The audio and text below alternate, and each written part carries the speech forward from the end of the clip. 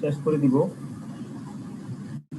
আসলে আমি আপনাদেরকে যেটা ডিসকাস করছি সেটা শুধুমাত্র গ্রুপ থ্রু টাইপের, আপনাকে শুধু একটা দেখে দেওয়ার উদ্দেশ্য।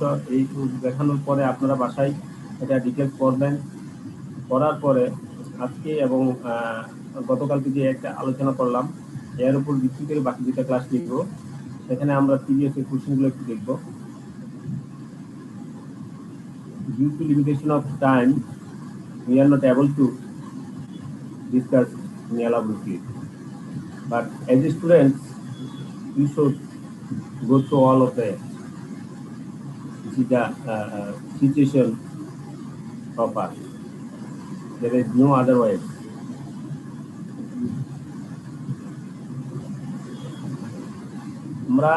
We want to discuss from previous class, right?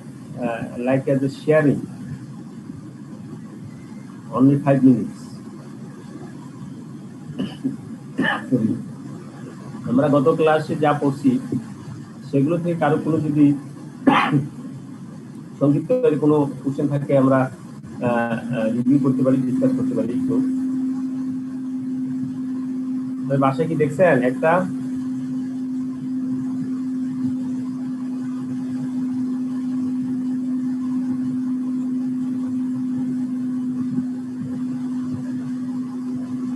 কথা কি শোনা যাচ্ছে? ক্লিয়ার। প্রিভিয়াস ক্লাসের নিয়ে একটু কারো যদি কোনো কোশ্চেন সেশন থাকে তাহলে আমরা বলতে পারি। 5 মিনিটের জন্য আমরা দেখি পার্টিসিপেন্ট যারা আছে তাদের সাথে একটু ওয়েট করি।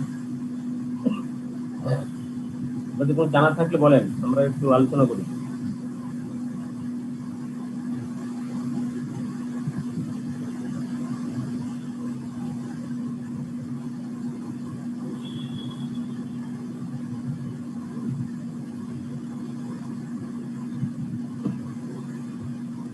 আরো কোনো কোশ্চেন নাই?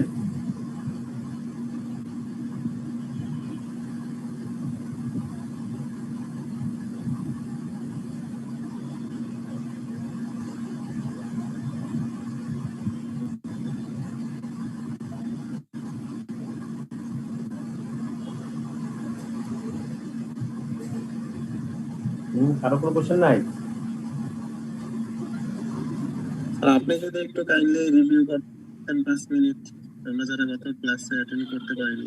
ওই রিভিউটা আমরা গত ক্লাসে যারা অ্যাটেন্ড করতে পারেন না, আমরা নেক্সট ক্লাসে আমরা করবো। এখানে অবশ্য সময় খুব বেশি দিতে পারবো না। 5 মিনিট আমরা শুধুমাত্র একটু আপনাদের সাথে কথাবার্তা বলছি। কারণ হচ্ছে ওরা পার্টিসিপেন্ট 12, এই উদ্দেশ্য। আসলে ওই রিভিউ করার মতো ওই সময় আসতে পারবো না। আজকে চ্যাপ্টারটা আজকে একটা আমরা শেষ করবো, নেক্সট 2টা ক্লাস আমরা ওই রিভিউর উপর থাকবো।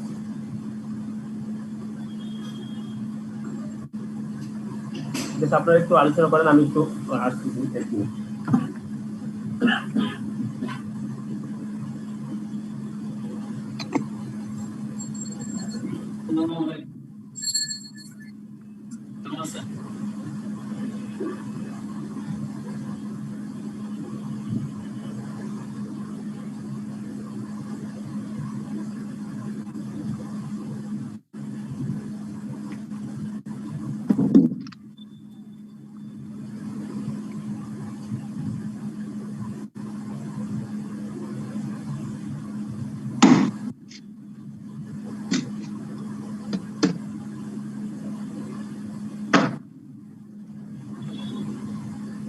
Sale of Goods Act.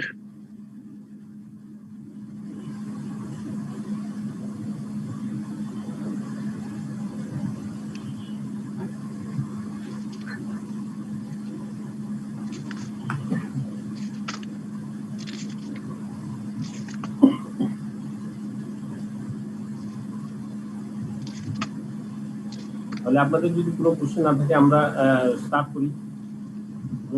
আমরা সামনের দিকে আগাই।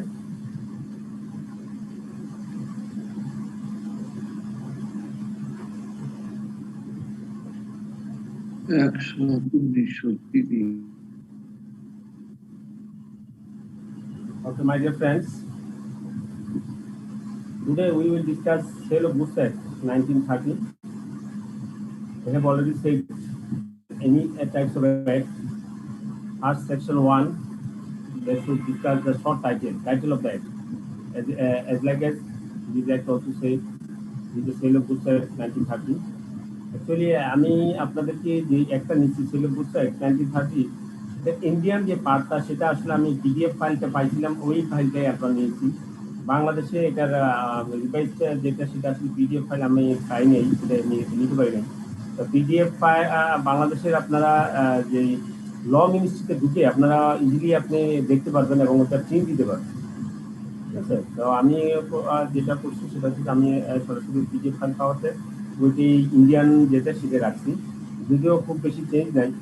আমরা হয়তো রুপির জায়গায় আমরা টাকা দেখবো, হ্যাঁ, ইন্ডিয়ার জায়গায় বাংলাদেশ দেখবো, এই এই কিছু পার্থক্য আছে, মেজরগুলো পার্থক্য নাই। সো আমাদের দেশেও এটা come into force on the first day of July 1930। Then second section 2 definitions সবসময় থাকবে হচ্ছে আপনার বা ইন্টারপ্রিটেশন ডেফিনেশন। এখানে থাকবে যে আমরা যে টার্মগুলো ইউজ করবো টার্মগুলো কি মিনিং করতেছে। এবং এখানে যেটা হচ্ছে বায়ারের ডেফিনেশন কি? Buyer means a person who buy or agrees to buy goods. Buyer definition হচ্ছে buyer means a person who buy or agree to buy goods. যে বাই করে অথবা সে বাই করবে বলে সম্মতি প্রদান করে, সেই হচ্ছে বায়ার। দেন এখানে আরেকটা ডেফিনিশন হচ্ছে ডেলিভারি।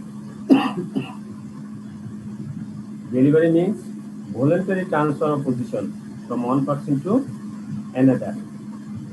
আপনি ডেলিভারি মানে হচ্ছে যদি আপনার যে গুডসের একটা আছে আপনার পজিশন, আপনার আওতা, কার আওতাধীনে থাকবে, দিস ইজ কল্ড পজিশন। এই পজিশনটা যে ট্রান্সফার করা হয়, ভলান্টারি ট্রান্সফার করা হলে এক পার্সন থেকে অন্য পার্সন তখনই থাকে বলা হচ্ছে যে goods are deliver. Delivery means voluntary transfer of position from one person to another. Sale and agreement to sale, আমরা যখনই সেল অফ গুডস আমরা পড়বো তখন আমরা দেখবো সেল দুই প্রকার, একটা sale and agreement to sell. একটা ডাইরেক্টলি সেল হবে and agreement to sale. Sale কখন হবে? যখন গুডসটা আপনার পজিশনটা ট্রান্সফার করা হবে তখন তাকে বলা হয় সেল। আর যখন ভবিষ্যতে ট্রান্সফার করা হবে, ডেলিভারি করা হবে, এই মর্মে যখন কোনো এগ্রিমেন্ট করা হয় তখন বলা হয় agreement to sale. The contract of sale of goods is a contract whereby the seller transfers or agrees to transfer the property in goods to the buyer for a price. একটা contract of sale of গুডসের সেলের যে contract, সেই কন্ট্রাক্টটা বলা হয় সেই রকম contract যেখানে সেলার ট্রান্সফার করবে অথবা ভবিষ্যতে সে ট্রান্সফার করার জন্য এগ্রি করবে the property in goods to the buyer for a price. কোনো আপনার প্রাইসের বিনিময়ে অথবা কোনো মূল্যের বিনিময়ে যখন ট্রান্সফার করবে অথবা ট্রান্সফার করার জন্য এগ্রি হবে তখনই তাকে বলা হচ্ছে contract of sale of goods. There may be contract of sale between one part owner and another. A contract of sale may be absolute or conditional. এখন কন্ট্রাক্ট অফ সেল যেহেতু agreement of sale আছে, agreement of sale ভবিষ্যতে transfer করবে সে এগ্রিও আছে, সেক্ষেত্রে তাহলে contract of sale may be absolute or conditional. এটা অ্যাবসলিউট মানে আপনি পরিপূর্ণভাবে সেল করে দেওয়া, দিস ইজ কল্ড অ্যাবসলিউট। অথবা এই সেলের ভিতরে যদি কোনো কন্ডিশন যুক্ত থাকে যে এই কন্ডিশনে আমি এটা গ্রহণ করব অথবা আমি এটা আপনাকে ডেলিভারি করবো, আপনাকে আর কাছে আমি সেল করবো, then this called conditional sale. The contract of sale may be absolute or conditional. Where under a contract of sale, the property, the goods is transferred from the seller to the buyer, the contract is called a sale. Sale কাকে বলা হয়? Sale বলা হবে তখনই where under a contract of sale, the property in goods is transferred from seller to the buyer. সেলারের কাছ থেকে বায়ারের কাছে যদি গুডসটা ট্রান্সফার করা হয়, হ্যাঁ, the contract is called a sale. তখন এই কন্ট্রাক্টকে বলা হবে sale. But where the transfer of the property in the goods is to take place at a future time, ভবিষ্যতের জন্য যদি এটা রেখে দেওয়া হয় or subject to some condition অথবা কোনো কন্ডিশনের উপর, কোনো অবস্থার উপর যদি এটা ডিপেন্ড করে, there after to be fulfil, যেটা ভবিষ্যতে সেটা ফুলফিল করতে হবে, এরকম কন্ডিশন থাকে, the condition the contract is called an agreement to sale. তাহলে আমরা ক্লিয়ার যে সেল এবং এগ্রিমেন্ট টু সেল বলতে আমরা কি বুঝি? Sale means where, under a contract of sale, the property in the goods is transferred from the seller to the buyer, and the contract is called a sale. But where the transfer of the property in the goods is to take place at the future time or subject to some condition thereafter to be fulfilled, the contract is called an agreement to sale. And agreement to sell becomes a sale. Agreement to sell এটা ভবিষ্যতে এটা কি হবে? Sell হবে। কখন? when the time elapsed, যখন যে সময়টা দেওয়া আছে সেই সময়টা যখন অতিবাহিত হয়ে যাবে, অথবা the conditions are fulfilled, যদি কোনো কন্ডিশন দেওয়া থাকে, সেই কন্ডিশনটা যদি আপনার ফুলফিল করে থাকে, subject to which the property in the goods is to be transferred, একটা নির্দিষ্ট সময়ের পরে অথবা যে কন্ডিশন থাকে সেই কন্ডিশন ফুলফিল করার পরে যদি গুডসটা ট্রান্সফার করা হয়, দেন an agreement to sell becomes a sale. তাহলে আমরা এই কয়েকটা ডেফিনিশন আমরা কি বুঝলাম, আমরা একটু রিভিউ করি।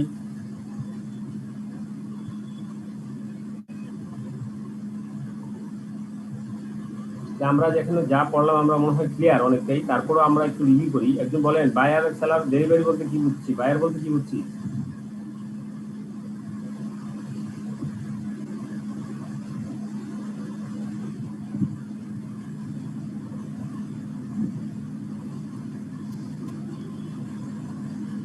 বায়ার মিন্স কি বলেন?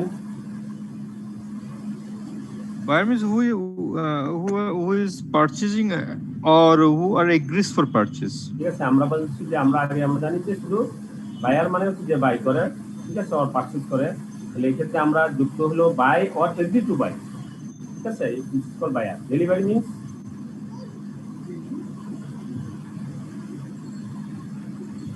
Delivery means volunteer transfer to profession from one person to another. Thank you. Delivery means হচ্ছে আপনার পজিশনটা ট্রান্সফার করা, voluntary.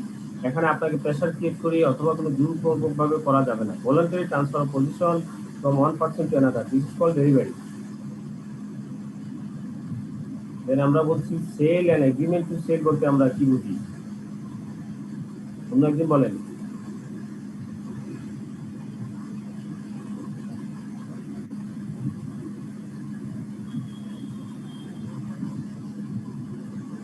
Sale, according to contract of sale of goods act অনুযায়ী sale এবং agreement to sell means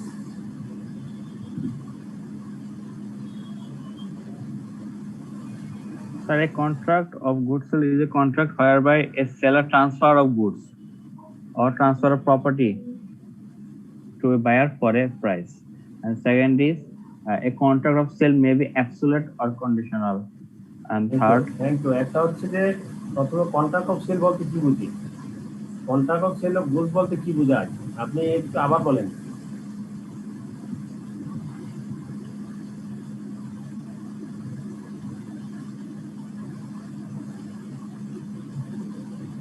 Sir, contract of sale of goods is a contract whereby the seller transfer or agree to transfer the property in goods to the buyer for a price. ঠিক আছে, আপনার contract of sale of goods বলতে তখনই বোঝা যাবে যে transfer করা হবে অথবা আপনি ট্রান্সফার করার জন্য এগ্রি হতে হবে, তখনই তাকে বলা হবে কিসের মাধ্যমে, কোনো মূল্যের মাধ্যমে কিন্তু হতে হবে, পরে price. Then is called contract of sale of goods. Then বলা হচ্ছে কি contract of sale of goods কি হতে পারে, অ্যাবসলিউট হতে পারে অর কন্ডিশনাল হতে পারে। কন্ট্রাক্ট অফ সেল কি হতে পারে, Is absolute or the conditional? Absolute or conditional. এখন অ্যাবসলিউট এবং কন্ডিশনালের ক্ষেত্রে যে বলা হচ্ছে তখন আমরা পাবো সেল এর definition and agreement to sale. তাহলে সেল এবং এগ্রিমেন্ট টু সেল বলতে আমরা কি বুঝি, একজন বলেন।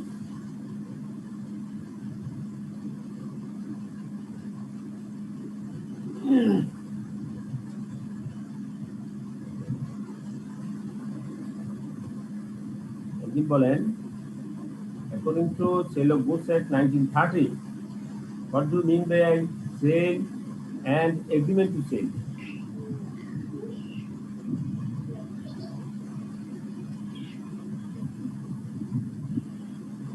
Sir, hmm. where under a contract of sale, the property in the goods in transfer from the seller to the buyer. The contract is called sale. And then where the transfer to the property in the goods is to take place at the future time or subject or some condition thereafter to be fulfilled, the contract is called an agreement to sell. Yes, এখানে দুইটা condition, agreement to সেলের ক্ষেত্রে দুইটা condition. এখানে আপনার কি করা হলো, গুডসটা আপনার কাছে রেখে দেওয়া হয় কিসের জন্য, ভবিষ্যৎ সময়ের জন্য, অথবা ভবিষ্যতে কোনো কন্ডিশনের জন্য, যে কন্ডিশনটা ফুলফিল করলে তখন আপনার গুডসটা ট্রান্সফার করা হবে। Then this types of contract is called an agreement to sell. Clear? তাহলে দুইটা পয়েন্টগুলো আপনারা ধরে নেবেন, বুঝছেন? আপনি নিজের বাসায় সবকিছু লিখবেন না, এখানে স্পষ্ট বলা আছে যেটা সেটা অবশ্যই লিখবেন। ফিউচার টাইম, হ্যাঁ, to take place at the future time or subject to some condition thereafter to be fulfilled, the contract is called an agreement to sell. Then আরেকজন বলেন যে when an agreement to sell becomes a sale,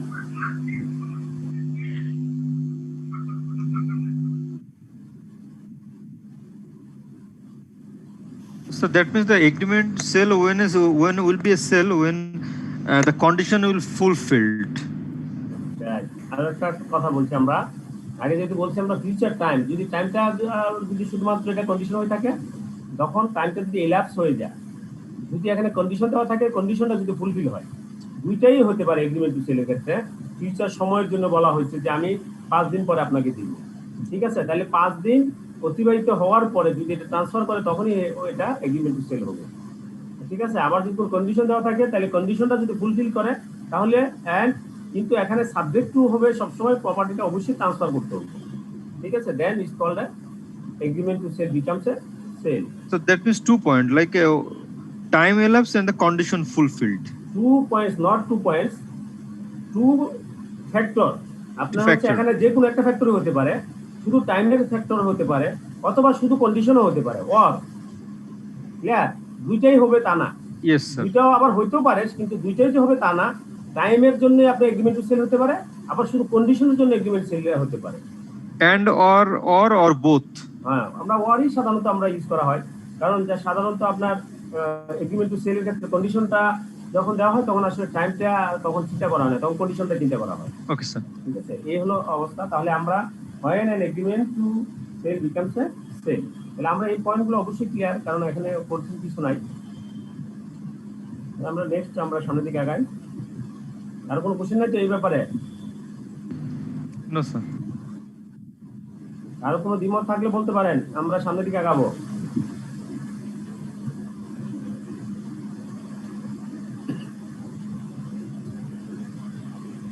এখানে আরো কিছু point আছে, এগুলো আপনারা দেখবেন। আমি সবগুলো পয়েন্ট কিন্তু আমি ধরে উঠতে পারি নাই।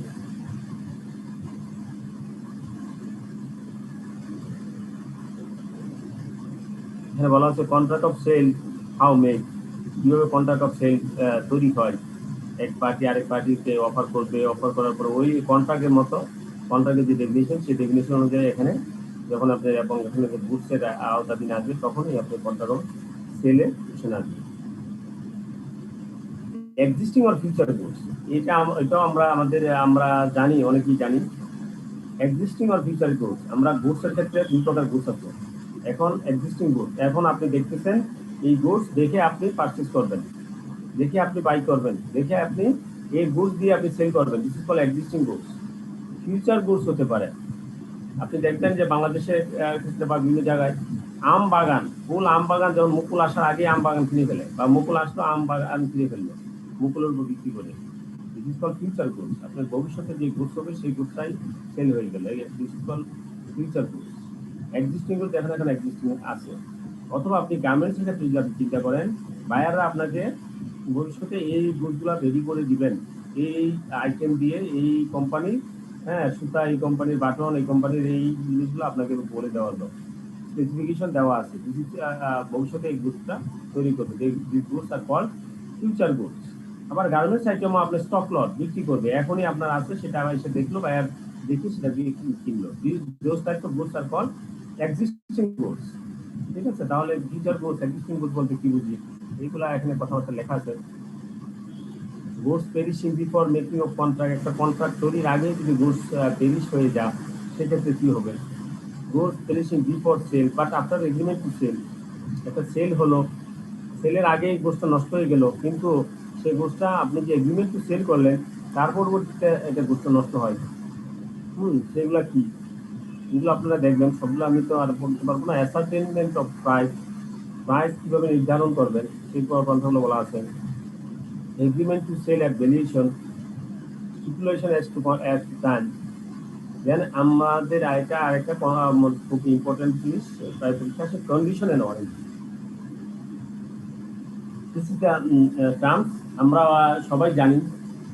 ওয়ারেন্টি আমরা বলি ওয়ারেন্টি, তাহলে ওয়ারেন্টি বলতে আমরা বুঝি কি, গুডস এর ক্ষেত্রে আমরা যখন আপনি কোনো কিছু পারচেজ করেন 5 ইয়ার্স ওয়ারেন্টি, হ্যাঁ 3 ইয়ার্স গ্যারান্টি, হ্যাঁ 2 ইয়ার্স গ্যারান্টি ওয়ারেন্টি, এই সব জিনিস টার্মস দেওয়া হয়।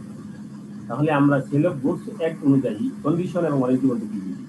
কন্ডিশন বলতে আমরা বুঝি একটু আগে যেটা বলছি, ফিউচার কন্ডিশন আর দ্য এগ্রিমেন্ট টু সেলের ক্ষেত্রে কন্ডিশন, ওই কন্ডিশন আর এই কন্ডিশন এক না।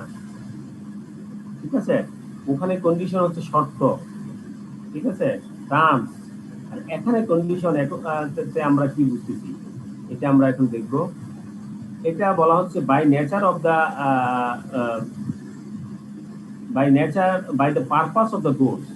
by the purpose of the goods, two terms are used, condition and warranty. These terms are called stipulation. A stipulation in a contract of sale with reference to goods which are the subject thereof may be a condition or a warranty.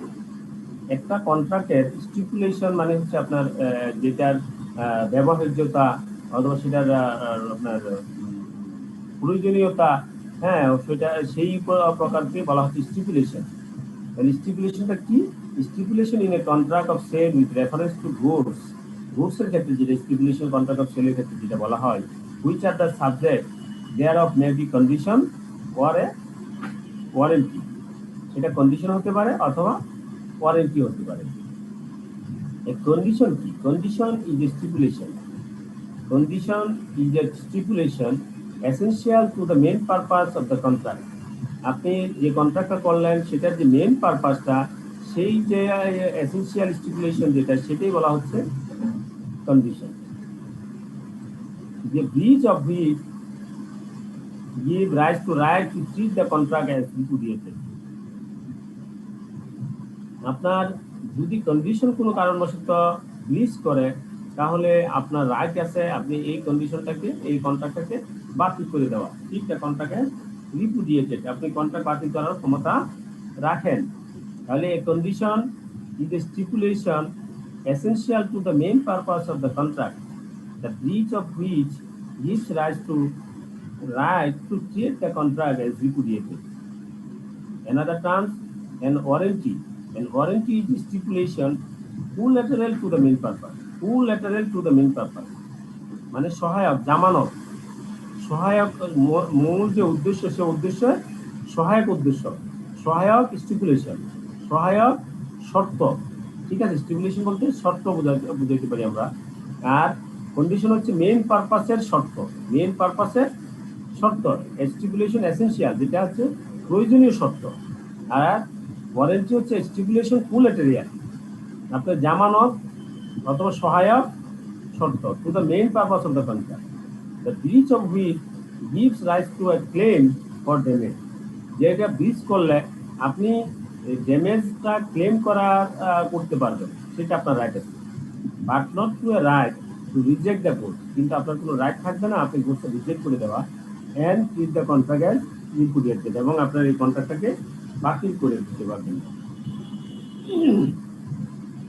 তাহলে whether a stipulation in a contract of sale is condition or a warranty depends on each case on the construction of the contract. আপনি যে কন্ট্রাক্টটা করলেন সেই কন্ট্রাক্টটা কি গঠন অনুযায়ী করলেন, কিসের উপর ভিত্তি করে করলেন, এটার উপর ডিপেন্ড করবে আপনার এই যে স্টিপুলেশন যেই সব স্টিপুলেশন গুলা, সেগুলো কন্ডিশন না warranty. Stipulation may be condition though called a warranty, ঠিক আছে। কিছু স্টিপুলেশন কি হতে পারে, সেগুলো কন্ডিশন, কিন্তু এগুলোকে ওয়ারেন্টি হিসাবে আপনি ঠিক করতে পারেন কখন, যখন আপনি ওই কন্ডিশনের জন্য আপনি সেটা কন্ট্রাক্টটা রিজেক্ট করতে পারবেন, রিপুডিয়েট করতে পারবেন, কিন্তু আপনি রিপুডিয়েট করে শুধুমাত্র ক্লেম করলেন, ড্যামেজ যেটুকু হলো সেই ড্যামেজের জন্য যদি ক্লেম করে থাকেন, then those types of condition called a warranty. তাহলে নিচে আবার আরেকটা প্যারাও আছে এরকম, হয় condition to be treated as warranty, কখন কন্ডিশনকে ওয়ারেন্টি হিসেবে ট্রিট করা যাবে। Where a contract of sale is subject to any condition to be fulfilled by the seller, the buyer may waive the condition. Buyer ইচ্ছা করলে কন্ডিশনটা কি করতে পারে, ওয়াইভ করে দিতে পারে, or elect to treat the breach of the condition as a breach of warranty, এবং সেটাকে কন্ডিশন যদি ব্রিচ করে তাহলে এটা ওয়ারেন্টি ব্রিচ হিসাবে সে ট্রিট করতে পারে, and not as a ground for releasing the contract as repudiated, এবং সেক্ষেত্রে এরকম কোনো গ্রাউন্ড থাকে না যে কন্ট্রাক্টটা রিপুডিয়েটেড হিসাবে ট্রিট হবে না।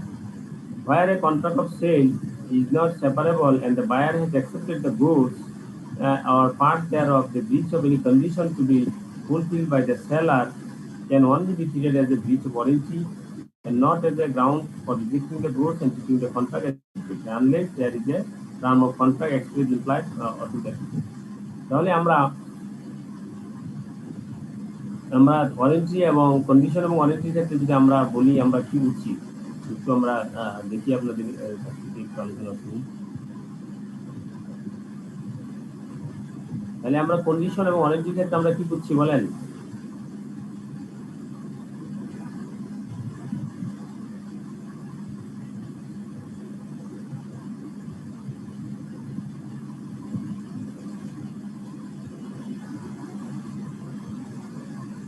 Condition and warranty,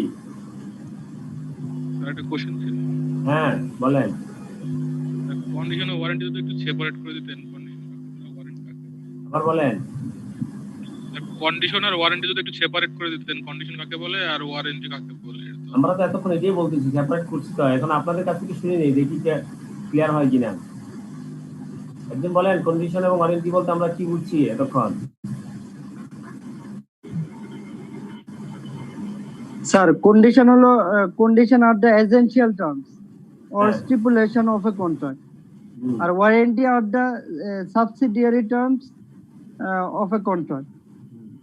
Or condition is the main purpose of a contract. Warranty is a collateral to the main purpose of the contract. Right. Then condition goes to the roots of contract. Condition যদি ব্রিচ করি তাহলে কি হবে? তাহলে কন্ট্রাক্টটা cancel হয়ে যাবে। কন্ট্রাক্টটা cancel করতে পারবো, সে রাইট আছে, ক্যান্সেল হবে না। কিন্তু বায়ার যদি ক্যান্সেল করে তাহলে ক্যান্সেল হবে, বায়ারের রাইট আছে, right to treat the contract as repudiated. কিন্তু ওয়ারেন্টির ক্ষেত্রে রাইট নাই, কিন্তু সেটার জন্য ড্যামেজ চাইতে পারবে, ক্লেম চাইতে পারবে, সেই রাইট আছে, কিন্তু কন্ট্রাক্ট রিপুডিয়েট করার রাইট নাই। জি স্যার। হ্যাঁ, আরেকজন বলেন, নিজের ভাষায় বলেন তো, এখানে বলতে হবে না, আপনি নিজের ভাষায় বলেন কন্ডিশন বলতে আমরা কি বুঝছি এবং ওয়ারেন্টি বলতে কি বুঝছি, ঠিক আছে? Sir, here a condition means a stipulation essential. That is main purpose for the contract, and if the stipulation will be breached, then it will arise a right to repudiate this kind of contract. Right.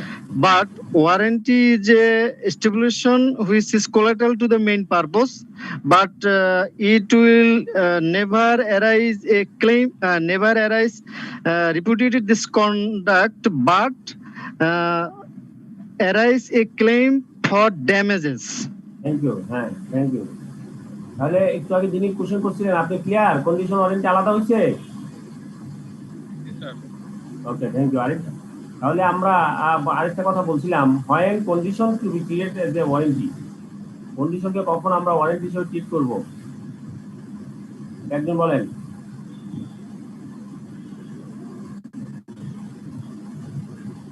আমরা বলছি যে কন্ডিশনের ক্ষেত্রে আপনার বায়ারের কি থাকে, right থাকে, রাইট রাইজ হয় যে এটা কন্ট্রাক্টটা রিপুডিয়েটেড করার জন্য।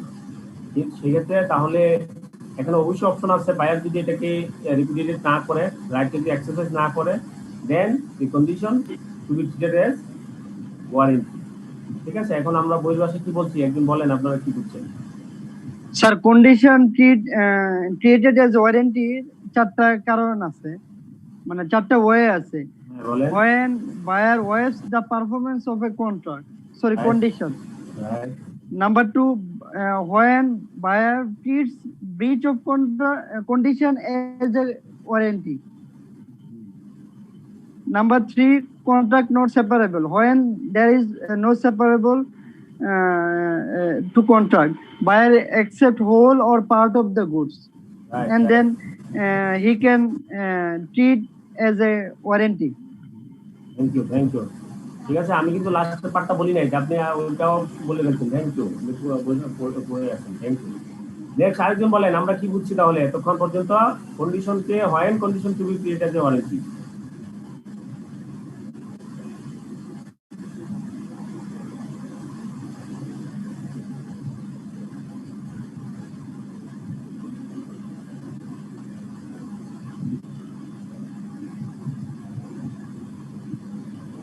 আরেকজন একটু বলেন when condition to be created as a warranty.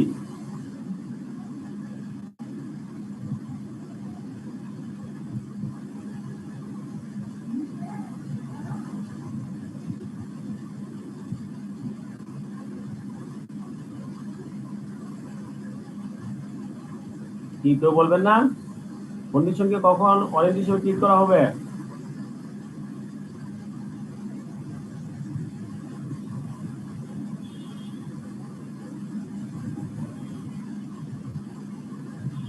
সবাই কি clear?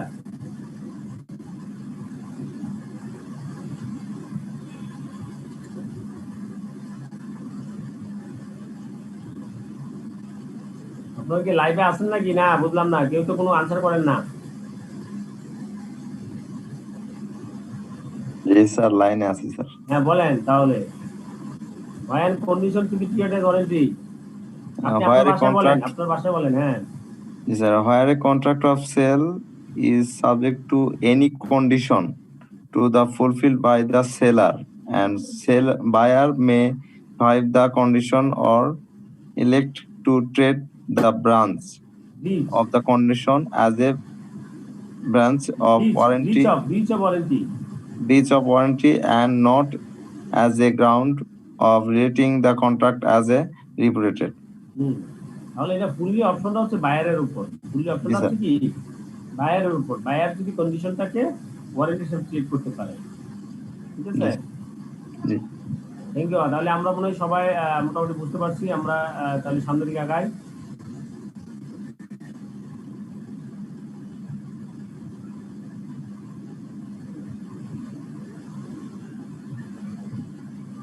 Implied undertaking as to title, etc. In a contract of sale, unless the circumstances of the contract are such as to show a different intention, there is an implied condition. Implied warranty, implied condition key, implied condition on the part of the seller that, ঠিক আছে, আমরা যে condition বলতেছি express যেগুলো থাকবে, যেগুলো express condition থাকবে, যেগুলো এক্সপ্রেস ওয়ারেন্টি দেওয়া থাকবে, সেগুলো তো আছেই।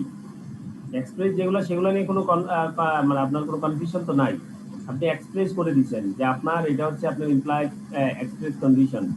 সেই express condition may be written or may be oral, but some condition and warranty are implied. যেগুলো ইমপ্লয়েড কিছু কন্ডিশন আছে, ইমপ্লয়েড কিছু ওয়ারেন্টি আছে। এগুলা আপনার এক্সপ্রেস তো আপনাকে সেলার আপনাকে বলে যায় না, এক্সপ্রেস করে নাই, অথবা আপনাকে কোনো টার্মস কন্ডিশনে আপনাকে কোথাও লিখিত আকারে দেয় নাই, কিন্তু এগুলো কি condition, and implied condition on the part of the seller that সেলারের দিকে ইমপ্লয়েড কন্ডিশন কি?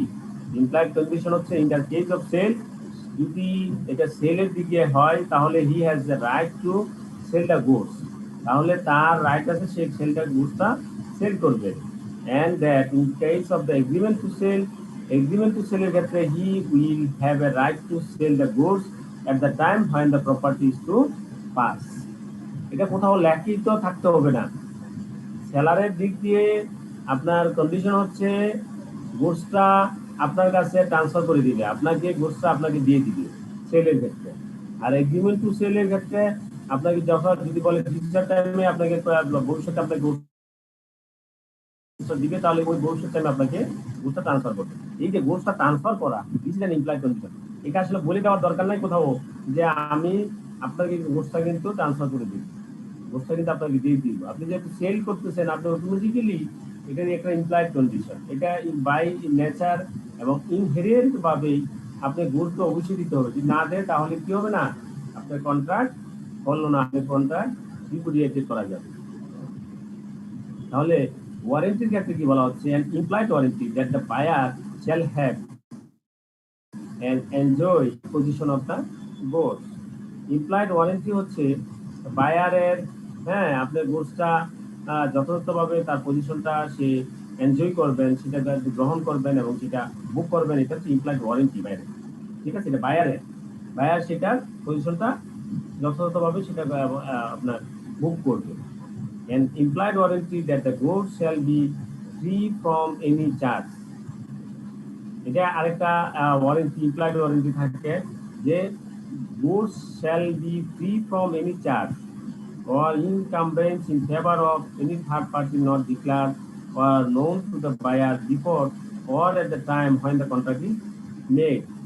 আপনার যখন কন্ট্রাক্ট হলো অথবা কন্ট্রাক্টের হবে তার আগে সময় পর্যন্ত এটা কোনো থার্ড পার্টির কাছে এটা কোনো চার্জে থাকবে না, থার্ড পার্টির কাছে এটা কোনো আপনার আওতাধীন থাকবে না। এটা একটা ইমপ্লয়েড ওয়ারেন্টি। আপনি যদি গুডসটা যদি ফ্রি না থাকে, গুডসটা যদি অন্য কারো উপর চার্জ থাকে, তার কাছ থেকে গুডসটা নিয়ে দিতে পারবে কি পারবে না, সেটা সেখানে একটা প্রবলেম হিসেবে ক্রিয়েট হয়, ঠিক আছে? তাহলে এটা একটা ইমপ্লয়েড ওয়ারেন্টি হচ্ছে আপনি যার কাছ থেকে গুডস নিচ্ছেন সেই গুডসটা অথবা এগ্রিমেন্ট টু সেলের ক্ষেত্রেও সেটা অন্য কারো চার্জে থাকবে না, অন্য কারো মানে থার্ড পার্টির কাছে ডিক্লারে থাকবে না। হ্যাঁ, এটা বায়ারের যদি থাকেও সেটা বায়ারের জানা বাইরে হতে হবে, বায়ার যেন এই ব্যাপারে না জানে। This is called implied warranty. এখন আমরা তাহলে এর চাইতে পরবর্তীতে আমরা দেখবো sale by description. Sale by description, আমরা অনেক গুডস প্রকারের গুডস আছে যেগুলো আসলে আপনি সরাসরি গুডস দেখে ক্রয় করা যায় না, এগুলো বর্ণনা অনুযায়ী আপনি কি করতে হয়, বিক্রি করতে হয়। Where there is a contract for the sale of goods by description, there is an implied condition that the goods shall correspondent with the description. যেসব গুডসগুলা ডেসক্রিপশন বর্ণনার মাধ্যমে বিক্রি করা হয় সেই গুডসগুলার একটা ইমপ্লয়েড কন্ডিশন হলো সেগুলা আপনি যে পরিমাণ ডেসক্রিপশন দিচ্ছেন সেইভাবেই সেই রকম গুডস হতে হবে, correspondent to the with the description.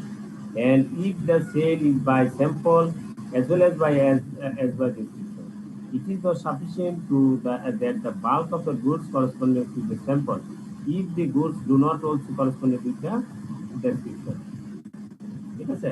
অর্থাৎ কন্ডিশন কি আমরা মানে আপনার ওয়ারেন্টি কি এগুলোকে আরেকটু ডিটেইলস বলা হচ্ছে কি, যে আপনি ডেসক্রিপশনের ক্ষেত্রে কন্ডিশন কি, আপনি ডেসক্রিপশনের মাধ্যমে যদি সেল করে তাহলে কন্ডিশন কি।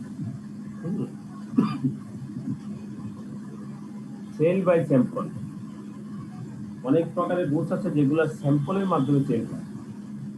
Contract of sale is a contract for sale by sample where there is a term in the contract express or implied, মানে আপনার শুধু টার্মস কন্ট্রাক্টের ক্ষেত্রে সেল বাই স্যাম্পল কিছুটা এক্সপ্রেস ও ইমপ্লাইড থাকে যেগুলো ইফেক্ট করতে হয় ফিগার থেকে। In the case of a contract for sale by sample, there is an implied condition. Contract for sale by sample এর ক্ষেত্রে কিছু implied condition আছে। সেই কন্ডিশন হচ্ছে that the bulk, যে আপনার বৃহৎ আকারের যখন আপনি যখন দেখবেন shall correspondent with the sample in quality. কোয়ালিটির ক্ষেত্রে স্যাম্পলের যে কোয়ালিটি আপনার বাল্কেরও সেম করসপন্ডেন্ট কোয়ালিটি হতে হবে। That there shall have a reasonable opportunity of comparing the bulk with the sample. তার আপনার যৌক্তিক সুযোগ থাকতে হবে যেন বাল্কের যে আপনার কোয়ালিটি, সেই কোয়ালিটি বা বাল্কের যে অবস্থা সেগুলো স্যাম্পলের সাথে কম্পেয়ার করার মতো তাকে সুযোগ দিতে হবে। That the goods shall be free from any defect, rendering them unmerchantable, which would not be appearing to unreasonable examination. ঠিক আছে, এই হলো sale by sample. Sale by sample বলতে কি বুঝি এবং সেল বাই স্যাম্পলের ক্ষেত্রে ইমপ্লাইড কন্ডিশনগুলো কি কি।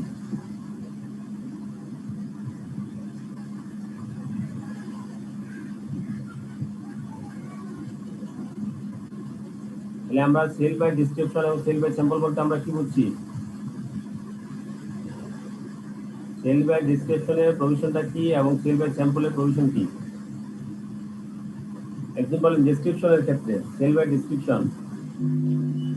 সেল ডেসক্রিপশন হচ্ছে কিছু কিছু পণ্যে বর্ণনা অনুযায়ী বিক্রি হয়, যে বর্ণনা যা থাকে ডেসক্রিপশন থাকে সে অনুযায়ী পণ্যের গুণগত মান থাকে, সে বিক্রি হলে কন্ডিশন থাকবে, নাহলে কন্ডিশন। যেমন আমরা উদাহরণ হিসেবে বলতে পারি, যেমন আমরা একটু আগে বলছিলাম গার্মেন্টস এর পণ্য অথবা অন্য কোনো এক্সপোর্টের পণ্যগুলো সাধারণত আমরা যেগুলো বিক্রি হয় সেগুলো কিসের মাধ্যমে?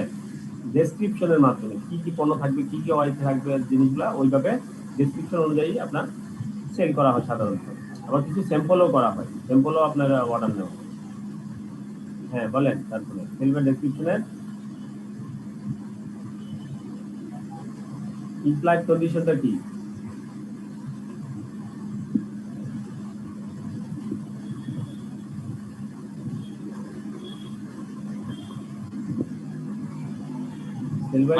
The contract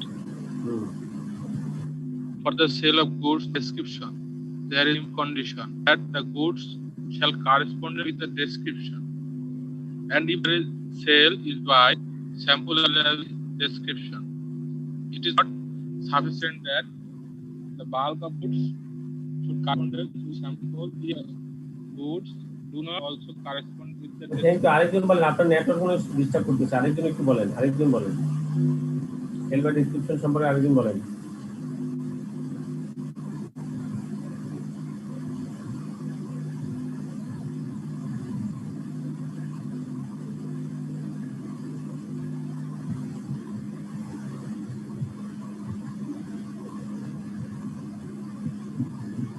বলেন সেল বাই ডেসক্রিপশন সম্পর্কে প্রভিশন আমরা কি বলছি?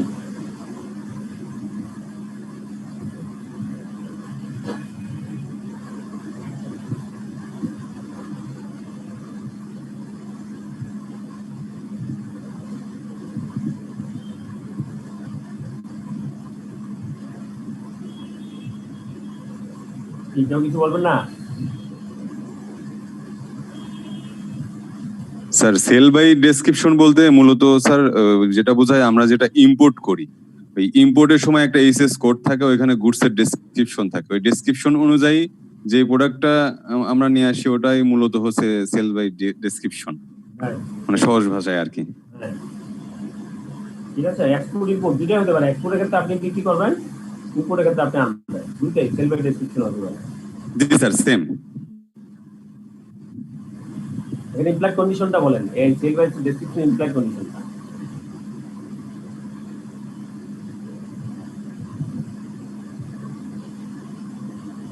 আমরা ইমপ্লাইড কন্ডিশন বলতে আমরা বুঝছি ইমপ্লাইড কন্ডিশন মানে কি?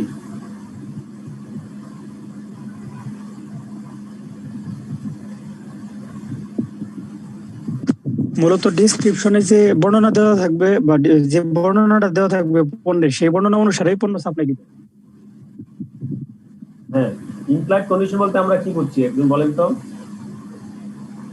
একটু আগে বলছি কন্ডিশন, কন্ডিশনের পরে এক্সপ্রেস কন্ডিশন হতে পারে, ইমপ্লাইড কন্ডিশন হতে পারে। তাহলে কন্ডিশন, ইমপ্লাইড কন্ডিশন বলতে আমরা কি বুঝছি?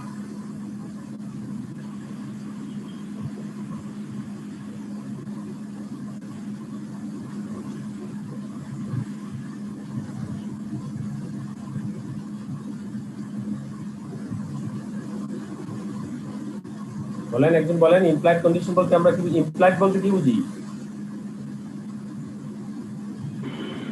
স্যার যেটা সাধারণত মানে প্রকাশ করা হয় না, প্রকাশ করা হয় না, ঠিক আছে, যে সংখ্যাটি প্রকাশ করার প্রয়োজনও পড়ে না, প্রকাশ করা ইন জেনারেল এগুলো মেনে নিতে হয় জেনারেল প্রকাশ করার প্রয়োজনও পড়ে না। তাহলে ইমপ্লাইড কন্ডিশন কি, যেগুলো প্রকাশ করার প্রয়োজনও নাই কিন্তু সেই জিনিসগুলো যদি প্রকাশ করা হয় না কিন্তু সেগুলো যদি ফুলফিল না হয় তাহলে কন্ট্রাক্টটা কি করা যাবে, রিপুডিয়েট করা যাবে। This is call implied condition.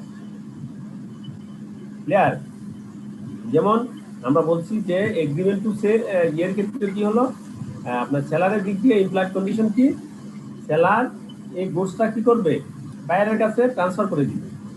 This is the implied condition. এটা বলার দরকার নাই, গুডসটা সেটা যে যখন পারচেজ করবে সেল করবে অটোমেটিক্যালি গুডসটা কি করতে হবে, তাকে পাস করতে হবে। যদি প্রপার্টি পাস না করে তাহলে এটা কি হলো না, সেল হবে না। This is implied condition.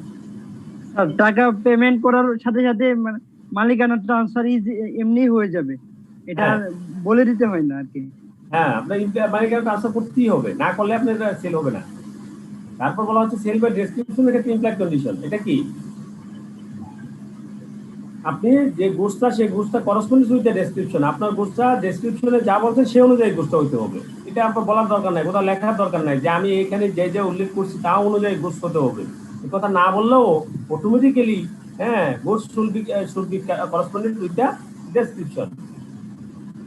ঠিক আছে, this is implied condition as impact condition when goods are sold by description। যখন সেল বাই ডেসক্রিপশন হয়ে আপনি গুডস বিক্রি করবেন সেখানে ইমপ্যাক্ট কন্ডিশন হলো আপনার goods should be corresponding with the description. Clear? Next আমরা বলবো সেল বাই স্যাম্পল।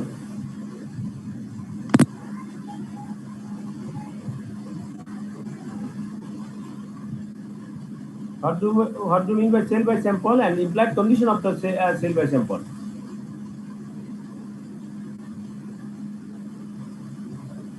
একজন বলেন।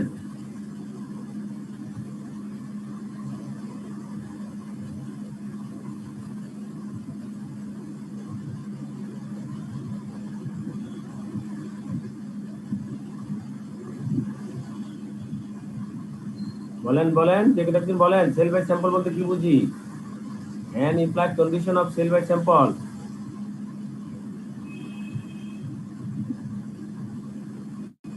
আপনারা না বললে তো আমি সামনে আগাইতে পারি না, না বললে তো আমি মনে হয় যে আমি কি আসলে কি contract of sale is a contract for sale by sample where there is a term in the contract expressed or implied to that effect.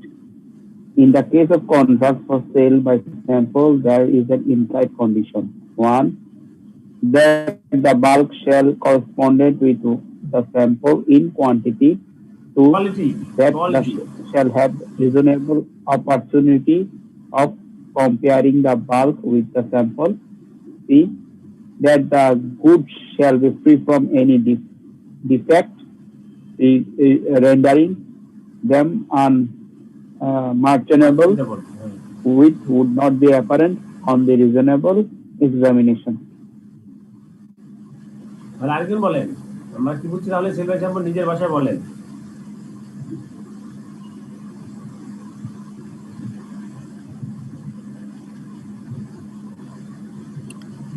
Sir sales by sample বলতে মূলত বোঝায় মানে একটা বাল্ক কোয়ান্টিটি, মানে বড় একটা কোয়ান্টিটি বিক্রয়ের আগে মূলত একটা স্যাম্পল পাঠানো হয় বা স্যাম্পল দেওয়া হয়। ওই স্যাম্পলের অনুযায়ী ওই স্যাম্পলটা যেভাবে করা হয় আর কি, বাল্ক কোয়ান্টিটি সেম একইভাবে হতে হবে। তার যদি কোনো প্রকারের ডিফেক্ট বা নষ্ট বা খারাপ থাকে সেক্ষেত্রে এখানে সেল বাই কন্ট্রাক্টটা আর কি মানে ভ্যালিড থাকবে না আর কি। মূলত এটাই হচ্ছে সেল বাই স্যাম্পল কন্ট্রাক্টের একটা ইমপ্লাইড কন্ডিশনটা হচ্ছে কোয়ালিটিটা সেম হবে, কোয়ালিটি প্লাস তার মেকিং সেম, মানে সেম অ্যাজ স্যাম্পল, মানে টোটাল বাল্ক কোয়ান্টিটি সেম থাকবে। আরেকটা বলছি যে কি আপনার এখানে কি থাকবে, সুযোগ দিতে হবে সেটাকে কি করতে পারে, কম্পেয়ার করতে পারে বাল্ক স্যাম্পলের সাথে, সেই সুযোগটা দিতে হবে। ঠিক আছে, কোনো ডিফেক্ট হলে সেই ডিফেক্টটা অ্যাপারেন্ট হলে সেটাগুলো রিজনাল এক্সামিনেশন করে যেন অ্যাপারেন্ট করার সুযোগ দিয়ে দিতে হবে। এই হলো সেল বাই স্যাম্পলের ক্ষেত্রে implied condition. Okay, thank you. আমরা মনে হয় মোটামুটি বুঝতে পারছি। নেক্সট আমরা সামনের দিকে আগাই। এখানে আরো অনেক পয়েন্ট আছে, আপনারা এগুলো দেখবেন। Sale of the uncertain goods and appropriation কিভাবে করে ডেলিভারি টু ক্যারিয়ার। তার পরবর্তীতে এরকম আমরা সবগুলো প্রভিশন আমরা তো আসলে করতে পারবো না। পারফরমেন্স অফ দ্য কন্ট্রাক্ট, একটা কন্ট্রাক্টের পারফরমেন্স কখন হবে? পারফরমেন্স মানে কি? যে কন্ট্রাক্ট আপনি করলেন সেই কন্ট্রাক্টটা যথাযথ বাস্তবায়ন। আসলে এখানে পারফরমেন্স বলতে বোঝাচ্ছে সেটার বাস্তবায়ন কতটুকু হলো। This is called performance of the contract. Duties of seller and buyer, কিন্তু সেল অফ গুডস অ্যাক্ট অনুযায়ী বায়ার এবং সেলারের ডিউটি। তাহলে এখানে স্পষ্ট কথা, বায়ারের ডিউটি হচ্ছে, সেলারের ডিউটি হচ্ছে গুডসটা সঠিকভাবে তাকে ট্রান্সফার করে দেওয়া, আর বায়ারের ডিউটি হচ্ছে গুডসটা গ্রহণ করে তাকে প্রাইসটা পেমেন্ট করা। This is main duty of the buyer and seller. It is the duty of the seller to deliver the goods and of the buyer to accept and pay for them. Buyer duty হচ্ছে সেটা গুডটা accept করে নেওয়া এবং এটা payment করে দেওয়া in accordance with the terms of the contract of sale. Contract of sale এর যে টার্মস হচ্ছে সেই টার্মস অনুযায়ী সেলার গুডটা ডেলিভারি করে দিবে, বায়ার সেটা অ্যাকসেপ্ট করবে, অ্যাকসেপ্ট করে সেটা পেমেন্ট করবে। This is the duties of buyer, seller and buyer. Payment and delivery are concurrent conditions. Payment এবং ডেলিভারি এটা আসলে একটা আরেকটার উপর মানে সাথে concurrent condition. পেমেন্ট করলে ডেলিভারি করতে হবে, ডেলিভারি করলে পেমেন্ট করে দিতে হবে। আনলেস আদারওয়াইজ এগ্রিড, যদি অন্য কোনো এখানে যদি এগ্রিমেন্ট না থাকে, delivery of goods and payment of the price are concurrent conditions. That is to say, the seller shall be ready and willing to give possession of the goods to the buyer in exchange for the price, and the buyer shall be ready and willing to pay the price in exchange for possession of the goods. ঠিক আছে? তাহলে এখানে payment এবং delivery হচ্ছে একটা concurrent condition. বায়ারের সবসময় seller সবসময় রেডি থাকতে হবে এবং তার ইচ্ছা অবশ্যই থাকতে হবে যে গুডসটা সে কি করে দেবে, পজিশনটা হ্যান্ড ওভার করে দিবে। এক্সচেঞ্জ কিসের বিনিময়ে? প্রাইসের বিনিময়ে। যদি সে বায়ারের প্রাইস পায় তখন সে একটা পজিশনটা ট্রান্সফার করে দিবে। আর বায়ারও সবসময় রেডি থাকতে হবে এবং তার ইচ্ছা থাকতে হবে প্রাইসটা, মূল্যটা পরিশোধ করে দেওয়া in exchange for position of the goods. যদি সে গুডসটা তার পজিশনে পায় তখন এটা বিনিময়ে সে পেমেন্ট করে দিবে। This is the payment and delivery are concurrent condition.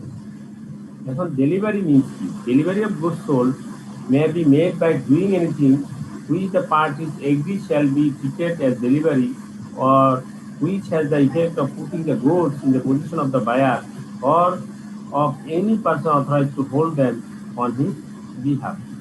মানে ডেলিভারি বলতে কি বোঝে? ডেলিভারি বলতে গুডসটা যারা পার্টি, সে পার্টির সাথে কাছে পৌঁছে দেওয়া আর কি, এটাই হচ্ছে delivery. Effects of part delivery. Part ডেলিভারির ক্ষেত্রে কি হয়? আপনি অনেক গুডসের ক্ষেত্রে কিছু মানে আপনার ডেলিভারি একসাথে সবগুলা ডেলিভারি দেওয়া যায় না, বা ইয়ে করে আপনি আস্তে আস্তে ভাঙিয়ে নিয়ে ডেলিভারি দিতে হয়। সেক্ষেত্রে effect of part delivery. The delivery of part of goods in progress of the delivery of the whole has the same effect. For the purpose of passing the property in such goods as a delivery of the whole, but a delivery of a part of the goods with an intention of severing it from the whole does not operate as a delivery of the remainder. মানে part of delivery goods এর ক্ষেত্রে আপনার delivery of হোলের যে পরিমাণ বৈশিষ্ট্য, সেই পরিমাণের বৈশিষ্ট্য যতটুকু আপনি দিবেন ততটুকু সেগুলো আপনার হবে। সেটা পরবর্তীতে যেটা আসবে বা ডেলিভারি হবে সেটার উপর আপনার এটা ইফেক্ট থাকবে। এই অনেকগুলা আপনার আছে, পয়েন্ট আছে। আপনার এই সবগুলো পয়েন্ট মুখস্থ করতে পারবেন, আপনি সবগুলো তো আর মুখস্থ করতে পারবেন না, আপনি একটু দেখলেন কি আছে। এখানে আরেকটা টার্মস হচ্ছে আনপেড সেলার। আনপেড সেলার বলতে কি বোঝায়? The seller of goods is deemed to be an unpaid seller within the meaning of this act when the whole of the price has not been paid for tender. মানে unpaid seller মানে হচ্ছে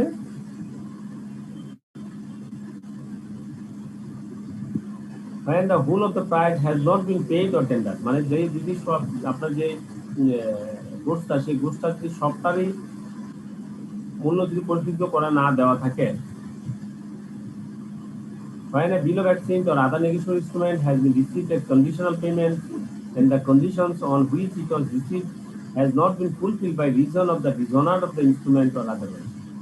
In this chapter, the term seller includes any person who is in the position of a seller, as for the instance as an agent of the seller to whom the bill of lading has been endorsed, or a consignor or agent who has himself paid or is directly responsible for the right. অর্থাৎ এখানে বলা হচ্ছে unpaid seller মানে হচ্ছে যে seller এখনো কি হয় নাই, আপনার পেমেন্টটা পায় নাই, পরিশোধিত, তার পেমেন্ট পরিশোধিত হয় নাই, দিস কল আনপেড সেলার। সে পরিশোধিত কি হতে পারে, যদি বিল অফ এক্সচেঞ্জের টাকা ডাইরেক্ট প্রাইসের মাধ্যমে হয়, প্রাইসটা পরিশোধিত হয় নাই। বিল অফ এক্সচেঞ্জের মাধ্যমে হলে অথবা অন্য কোনো নেগেশন ইনস্ট্রুমেন্টের মাধ্যমে হলে সেই নেগেশন ইনস্ট্রুমেন্টটা অনার হয় না, ডিসঅনার হলো, ডিসঅনার কারণে সে পেমেন্ট হলো না, this is call unpaid seller. এখানে আনপেড সেলারের কি রাইটস আছে, সেই রাইটসগুলো এখানে দেওয়া আছে। সেলারকে অনেক সময় লিয়েন করে রাখে, পার্ট ডেলিভারি, আপনার পার্ট টার্মিনেশন অফ লিয়েন, এগুলো আমরা দেখবো।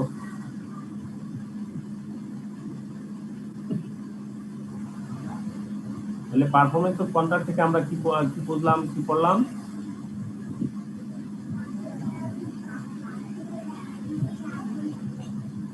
বলেন duties of seller and buyer. Performance of contract ক্ষেত্রে আমরা কি করছি, ডিউটিজ অফ সেলার এন্ড বায়ারের ডিউটি এবং বায়ারের সেলার এবং বায়ারের ডিউটি কি?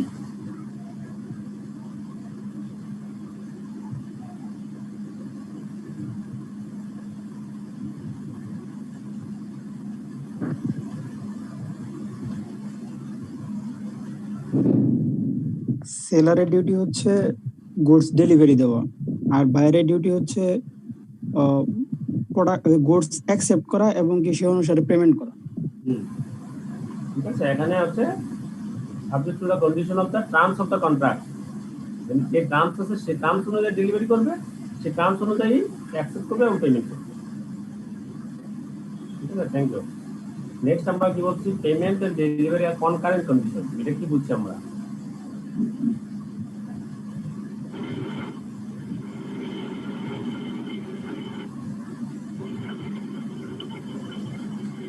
স্যার পেমেন্ট, বলেন।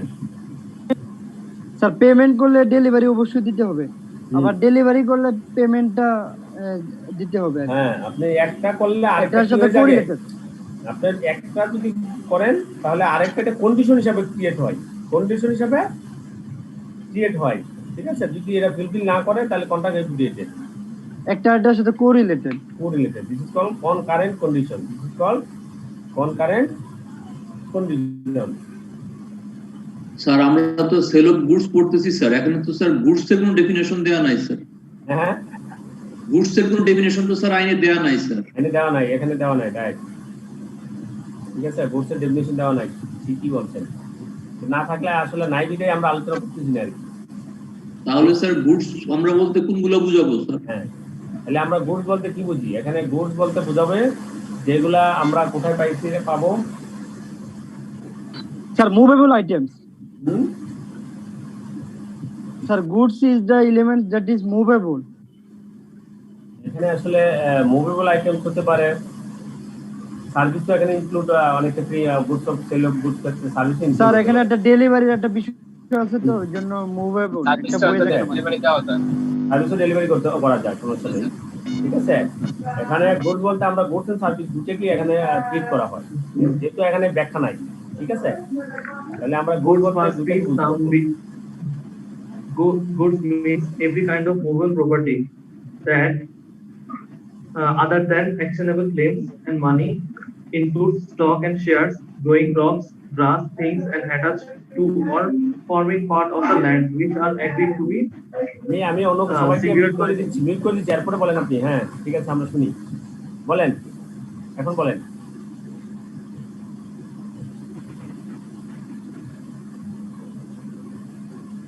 হ্যাঁ, গুডস এর কেয়ার জন্য বলতেছিলেন, গুডস এর ডেফিনিশনটা বলেন।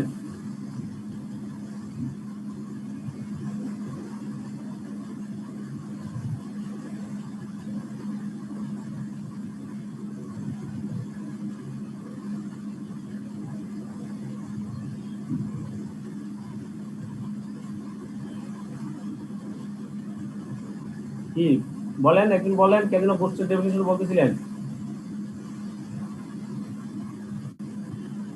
ঠিক আছে, আমরা ওইদিকে আসলে ঠিক আছে, যদি না বলেন তাহলে আমরা সামনের দিকে আগাই। গুডস বলতে এখানে বোঝাচ্ছে যেটা আপনার ডেলিভারি করা যায়, এইখানে ডেফিনিশনটা সেটাই, ডেলিভারি করা যায়। তাহলে ডেলিভারি কোনগুলো করা যায়? আপনার যে কোনো কিছু বেনিফিট নেওয়ার সময় যদি যে বেনিফিটগুলো ডেলিভারি করা যায়, this is included in good. ঠিক আছে, সেখানে সার্ভিস হতে পারে, সেগুলো মোবাইল ইমোবাইল হতে পারে, আর প্রপার্টি আছে। আপনার ওই শুধু মুভেবল না, এখানে আমরা ডেফিনিশন আমরা পাচ্ছি ইমুভেবল প্রপার্টি আছে। প্রপার্টি কিন্তু মুভেবল না। ঠিক আছে, পজিশনটা শুধুমাত্র নিয়ে নেওয়া। স্যার গুডস আর ইউজুয়ালি ট্যানজিবল। হ্যাঁ, ট্যানজিবল আমরা জানি, ট্যানজিবল সার্ভিস আর ইনটেনজিবল, রাইট। কিন্তু ডেফিনিশনে যদি বলে যে গুডস বলতে আপনার শুধু ইনটেনজিবলটাও যদি ইনক্লুডস, দেন গুডস মিন্স সার্ভিসেস। ঠিক আছে, সার্ভিসটা এখানে ইনক্লুড, কিন্তু service will be include in goods. এবং আমরা যেখানে ডিভিশন করা নাই সেখানে দুইটাই বোঝানো হয়, যেটা ডেলিভারি করা যায়। ঠিক আছে, তবে এখানে আমাদের যে ডেফিনিশন, সেই ডেফিনিশনে শুধুমাত্র গুডস বলতে টেনজিবলটাকে বোঝানো হয়েছে, এটা এই মর্মে, কারণ সেখানে বলা আছে গুডস অর প্রপার্টি হচ্ছে ইমুভেবল, এবং আপনার যেগুলো মুভেবল প্রপার্টি সেগুলোকে তো মুভেবল হচ্ছেই, আর প্রপার্টিও কিন্তু আছে পজিশন, সেখানে পজিশন আছে। তাহলে আমরা ডেফিনিশনে এখানে গুডসের ডেফিনিশন আমরা নিয়ে বিতর্ক করার দরকার নাই। আমরা পরবর্তীতে যদি একটা গুডসের ডেফিনিশন নাই, তাহলে আমরা সেল অফ গুডস বলতে আমরা যেগুলো সেল করা হয় সবগুলোকে ইনক্লুড করা হয়। ঠিক আছে, যেগুলো বোথ ইনক্লুডিং সার্ভিসও সেল করা হয়, তাহলে সার্ভিসও এখানে ইনক্লুড আছে।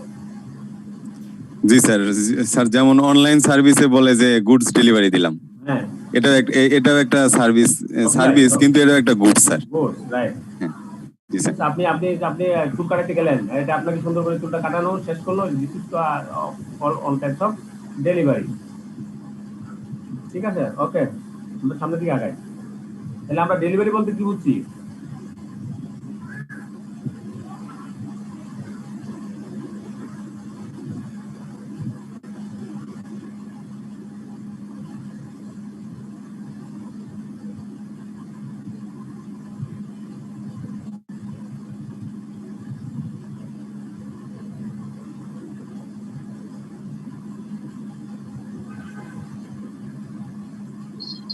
স্যার ডেলিভারি মানে হচ্ছে স্যার বায়ারের কাছে তার পজিশনটা পৌঁছে দেওয়া। রাইট স্যার, শর্ত অনুযায়ী মানে গুডসটাকে হ্যান্ড ওভার করাটাই হচ্ছে ডেলিভারি। ওকে, রাইট। আমরা বুঝছি যে আমরা গুডসটা হচ্ছে যে আমাদের যেগুলো শর্ত থাকে সেই এগ্রি অনুযায়ী আমরা গুডসটাকে দেখেন, আমরা delivery of goods may be made by doing anything which the parties agree shall be, যেখানে পার্টি এগ্রি হবে যে এই কারণে আমার এটা shall be treated as delivery, সেখানে এটা ডেলিভারি ট্রিট করা হবে, দিস ইজ কল্ড ডেলিভারি। ঠিক আছে, যেমন আপনি একটা সার্ভিস নিলেন, সার্ভিসটা যদি আপনি গ্রহণ করে বায়ার যখন বলবেন যে হ্যাঁ আমি সার্ভিস পাইছি, দিস ইজ কল্ড ডেলিভারি। তাহলে আমরা নেক্সট আমরা পয়েন্ট পাইলাম, আনপেড সেলার বলতে আমরা কি বুঝছি?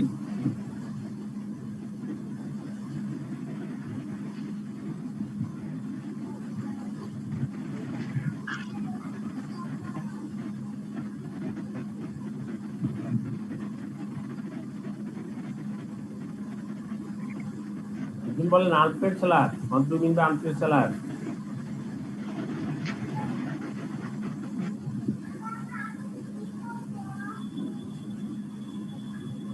যে সেলারকে এখনো কোনো টাকা পরিশোধ করা হয় নাই, আনপেড সেলার।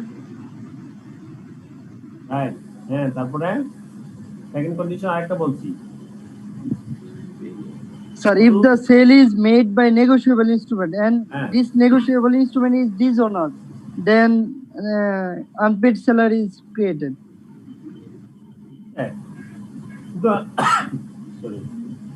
আমরা যখন আমরা সরাসরি পেমেন্টের মাধ্যমে যখন সেল করি, তখন হচ্ছে যদি আমরা পেমেন্ট না করি তখন তাকে বলা হবে আনপেড সেলার। অথবা যখন আমরা বিল অফ এক্সচেঞ্জ অথবা অন্য কোনো নেগোশিয়েশন ইনস্ট্রুমেন্টের মাধ্যমে যদি কোনো সেল করা হয় আর সেই কন্ডিশন যদি ফুলফিল করা না হয় নেগোশিয়েশন ইনস্ট্রুমেন্টের ক্ষেত্রে অথবা বিল অফ এক্সচেঞ্জের ক্ষেত্রে, তখন ইনস্ট্রুমেন্টটা ডিজনার হলে তখন তাকে বলা হবে আনপেড সেলার। ইনস্ট্রুমেন্ট ডিজনার মানে কি, আপনি পেমেন্টটা পান নাই।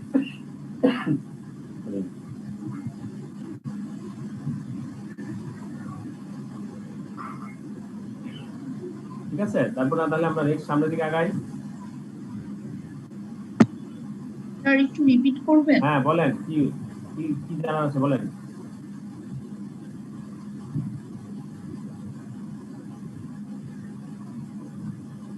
বলেন আপনার কি কোশ্চেন আছে, রিপিট কোনটা করব?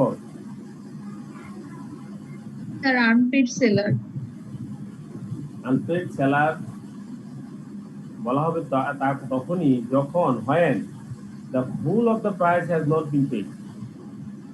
ঠিক আছে, আপনার যে প্রাইসটা আছে সেই প্রাইসটা পে করা হয় নাই, তখনই বলা হবে unpaid seller. Full price or tender, অথবা কোনো বিল অফ এক্সচেঞ্জের মাধ্যমে, কোনো নেগোশিয়েবল ইনস্ট্রুমেন্টের মাধ্যমে যদি কোনো সেল করা হয় এবং নেগোশিয়েবল ইনস্ট্রুমেন্টের যদি কন্ডিশনাল থাকে, পেমেন্ট থাকে, সেই কন্ডিশনাল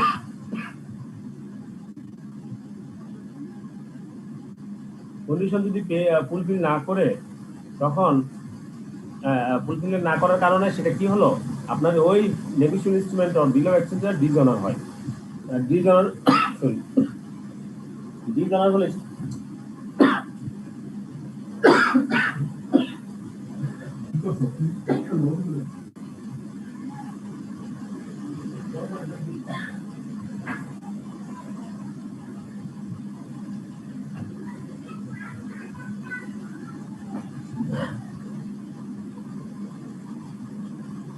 সরি, আমার আসলে এখনো কাশিটা রয়ে গেছে, কাশিটা এখনো যায়নি, তাই সময় মানে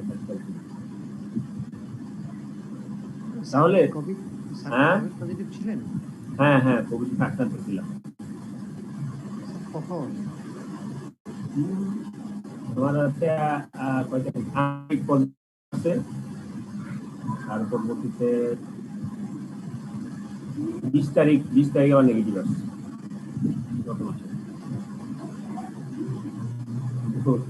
কাশি রয়ে গেছে, কাশি বলতে খুব বেশি না, মানে এরকম হঠাৎ করে উঠে। বাসায় কি আর কারো হইছে? না না, কারো হয়নি। ঠিক আছে, তাহলে আনপেড সেলার বলতে আমরা বুঝতে পারছি। যিনি কোশ্চেন করছেন আপনি ক্লিয়ার?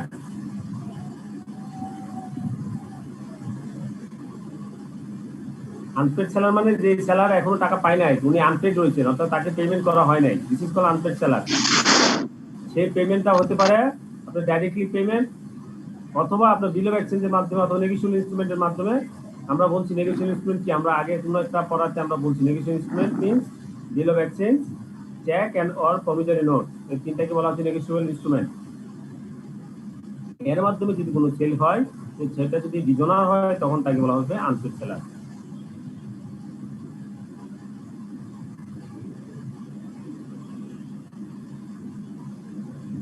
Okay, thank you. আমরা সামনের দিকে আগাই। এখন আনপেড সেলারের রাইটস গুলা কি, এগুলো আপনারা দেখবেন, দেখে নিয়েন। এগুলা মানে আপনার আলোচনা করতে পারবো না।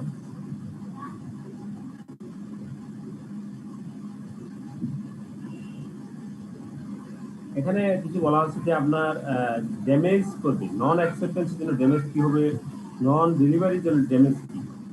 Damage for non acceptance, where the buyer wrongfully neglects or refuses to accept and pay for the goods, the seller may sue him for damage for non-acceptance. Damages for non-delivery, where the seller wrongfully neglects or refuses to deliver the goods to the buyer may sue the seller for damages for non-delivery. Specific performance আবার specific release act 1877 অনুযায়ী একটা আবার definition এখানে দিল। ঠিক আছে, আমরা ওদিকে তাহলে আমরা ওদিকে যাবই না। ঠিক আছে, নতুন করে অ্যাক্ট করার মতো সময় আমাদের নাই।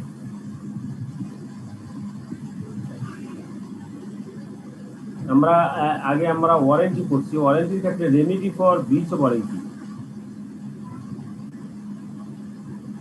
যদি আপনার ওয়ারেন্টি যদি ব্রিচ করেন, সেই ক্ষেত্রে আপনি কিভাবে রেমেডিটা পাবেন, রেমেডি কি পাবেন? where there is a breach of warranty by the seller or where the buyer elects or is completed to treat any breach of a condition on the part of the seller as a breach of warranty. The buyer is not by reason only of such breach of warranty entitled to reject the goods, but he may set up against the seller the breach of warranty in diminution or extinction of the price.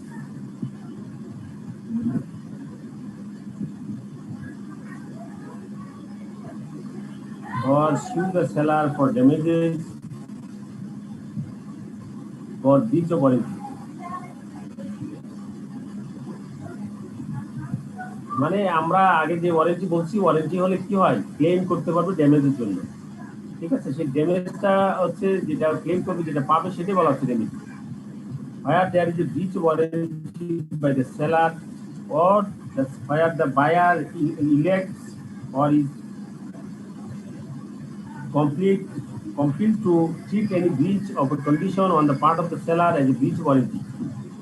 মানে buyer যখন আপনার কখনো কন্ডিশনকে যদি সে ব্রিচ of warranty হিসেবে treat করে, and buyer is not by reason only of such breach of warranty entitled to reject the goods, সেক্ষেত্রে বায়ারের কোনো যৌক্তিক কোনো কারণ থাকে না সেক্ষেত্রে গুডসটা রিজেক্ট করার, but he may set up against the seller the breach of warranty in diminution or extension of the price. সে প্রাইসটা কি করতে পারে, সে এগুলা কমে নিয়ে আসতে পারে, সেক্ষেত্রে sue the seller for damages for breach of warranty. এগুলো আমরা আগে বলছি, কথাগুলো এখানে আবার বলছি। Exclusion of implied terms and condition. আমরা ইমপ্লয়েড টার্মস এন্ড কন্ডিশনের ক্ষেত্রে যদি কোনো বাতিল করতে হয় তাহলে কি হবে? Where any right, duty or liability would arise under a contract of sale by implication of law, it may be negative or varies by express agreement or by the course of the dealing between the negative or varied by express agreement or by the course of dealing between the parties or by usage if the usage such as to bind the parties to contract. মানে এখানে বলা হচ্ছে, আমরা বলছি implied terms, employed condition কিছু আছে, সেই employed কন্ডিশনটা কিভাবে আপনি বাতিল করতে পারেন। ইমপ্লয়েড কন্ডিশনের বাতিল করার মাধ্যমটা হলো আপনার এক্সপ্রেস কোনো এগ্রিমেন্ট করা। যদি কোনো স্পেশাল ভাবে সে এক্সপ্রেস রিটেন অর ওরাল ভাবে যদি বলে যে আমরা এই সমস্যা আছে, আমরা কিন্তু এটা করব না, then this implied terms and condition may be excluded. Where any right, duty or liability would arise under contract of sale by implication of law. আইন অনুযায়ী যেটা কন্ট্রাক্ট অফ সেল অনুযায়ী যখন লাইবিলিটি এবং ডিউটি এবং রাইট যখন arise করে, it may be negative or varies by express agreement. এটা কি হয়ে যায়, আপনি বাতিল হয়ে যাওয়া অথবা এগুলা ব্যত্যয় ঘটানো যেতে পারে এক্সপ্রেস এগ্রিমেন্টের মাধ্যমে, or by the course of dealing between the negative or vary by express agreement, অথবা কোনো এক্সপ্রেস এগ্রিমেন্টে সেটাকে কি করে কোর্স অফ ডিলিং মানে সেগুলো সম্পাদনের মাধ্যমে, or by the course of dealing between the parties or by the usage if the usage is such as to bind parties to the contract. তারপর এখানে একটা টার্ম হচ্ছে অপশন সেল। অপশন সেল বলতে কি বুঝি আমরা এখানে এই চ্যাপ্টারে আমরা যেগুলো পড়বো সেটা হচ্ছে আসলে সেল কি, এগ্রিমেন্ট টু সেল কি, sale by sample, sale by description, option sale, হ্যাঁ সবগুলো সেলগুলো আমরা এখানে থেকে আমরা দেখবো। অপশন সেল বলতে কি বুঝি? Where goods are put up for sale in lots. Where goods are put up for sale in lots, each lot is prima facie deemed to be subject of a separate contract of sale. The sale is complete when the auctioneer announces its completion by the fall of the hammer or in the customary manner or until such announcement is made.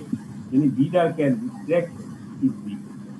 The right to bid may be observed expressly by or on behalf of the seller, and where such right is expressly so reserved but not otherwise, the seller or any one person on his behalf may subject to the provisions having after contained bid at the auction. আসলে পুরোটা আপনার মানে পড়ার পর করে বুঝাতে আমি একটু বলছি। অপশন সেল বলতে আমরা কি বুঝি?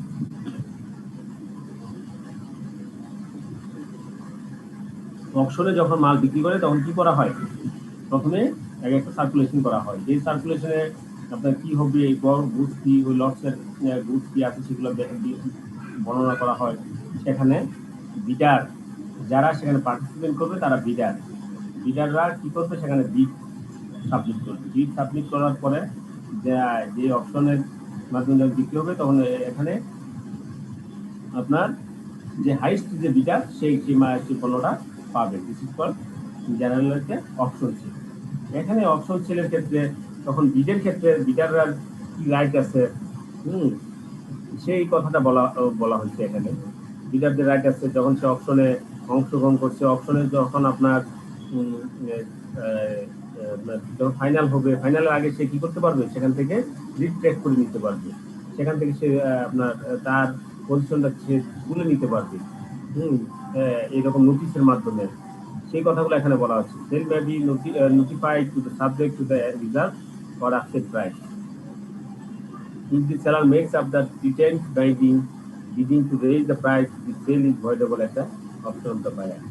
ঠিক আছে, এই হচ্ছে অপশন সেল এবং অপশন সেলের পয়েন্টগুলো আপনারা দেখে নিন।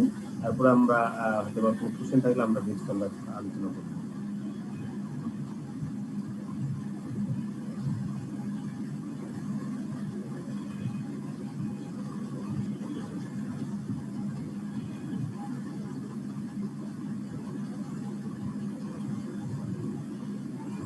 তাহলে আমরা এখানে কি আলোচনা করলাম,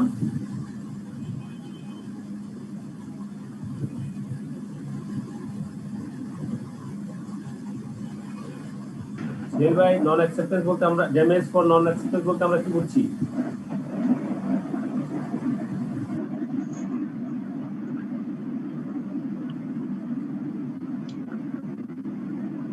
ড্যামেজ ফর নন অ্যাকসেপ্টেন্স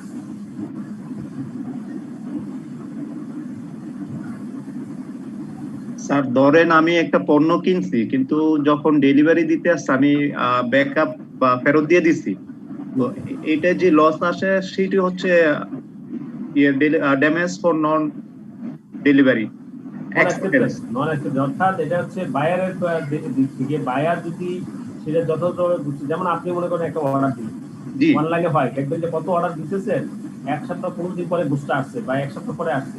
হ্যাঁ, আপনি নিজে জানেন না, বুকিং করছে, আপনি বলছেন না এরকম কোনো বুঝতে আমি অর্ডার করিনি বা এখান থেকে আমি কোনো অর্ডার করিনি, আপনি ফেরত দিন। জি স্যার, এটাই ড্যামেজ কোনো আছে এটা অনলাইনের ক্ষেত্রে। আবার আপনার অফলাইনের ক্ষেত্রে হতে পারে, ফিজিক্যালি ক্ষেত্রে হতে পারে। আপনি গোস্ট নিয়ে আসলো, কিনে আসলেন, ঠিক আছে গোস্ট তো পেমেন্ট করবো, আপনি এখানে দিয়ে দিন, তারপর আনলো, আপনি গোস্ট রাখলেন। জি স্যার, থ্যাংক ইউ। দেন হচ্ছে damage for non delivery.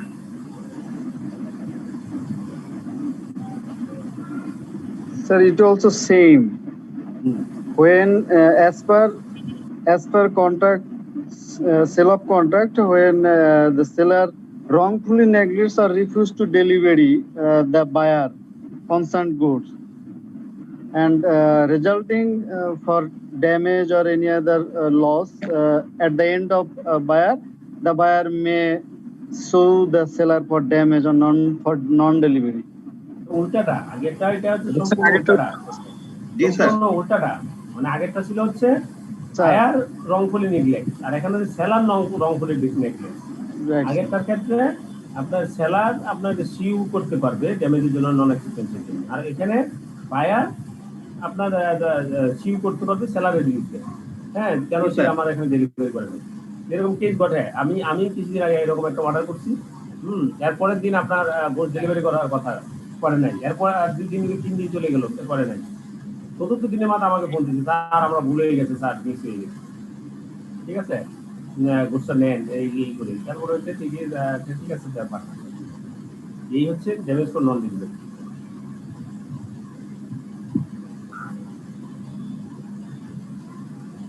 Then আমরা বলছি পিএসসি স্পেসিফিক পারফরম্যান্স আমরা আলোচনা করি নাই এখান থেকে।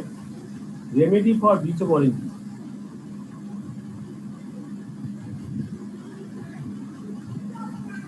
আমরা কি বলছি, সবাই পার্টিসিপেট করেন, একজন বলেন, আপনি তো এখান থেকে দেখে দেখে বলতে পারতেছেন।